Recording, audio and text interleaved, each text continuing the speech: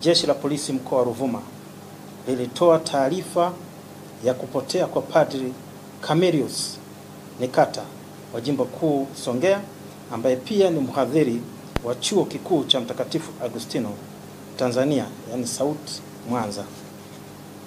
Taarifa ni kwamba baada ya kupotea kwa padri huyo, makachero wabobezi wa Jeshi la Polisi mkoa wa Ruvuma walianza kufanya upelelezi wa kina kama walivyokuwa maidi kumtafuta padri huyo kwa kutumia njia zote za upelelezi. Kufuatia upelelezi huu, leo tarehe 17 mwezi wa 10 2025, Padri Camillus Nikata amepatikana kwenye mashamba ya kijiji cha Mawa iko kata ya Hanga.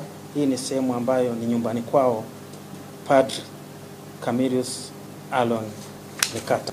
Amepatikana akiwa hai, akiwa mzima kabisa, akiwa hana jeraha, akiwa na nguo zake zote alizotoka nazo kutoka jimboni siku ile jioni, akiwa na kile kibegi tulichowaambia kwa taarifa kwanza alitoka nacho akiwa pale.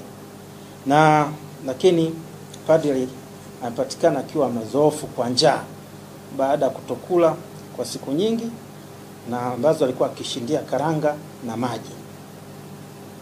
Aidha, padri huyo amekutwa na begi lake dogo londoka nalo ikiwa imeanza kuliwa na mchwa. Amekutwa na hati ya kusafiria, kutwa na kitauro ambacho alikuwa anatandika chini akitumia kulalia. Pia amekutwa na pesa taslimu shilingi 13,500. Amekutwa na saa yake ya mkononi ikiwa iko safi kabisa. Amekutwa na miwani, amekutwa na dawa za paracetamol, amekutwa na simu yake akiwa ameizima.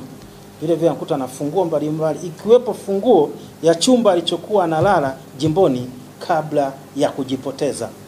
Sababu kubwa za padri kujipoteza na kutokomea mashambani karibu na kijiji alichozaliwa ni kama zifuatazo.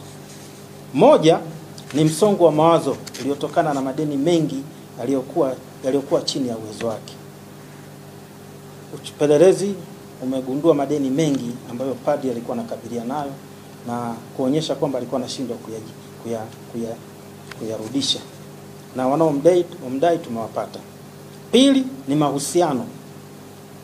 Padri aliachwa na mpenzi wake aliyekuwa naye kwa muda wa takriban miaka 9 na ambaye alikuwa anamhudumia kwa gharama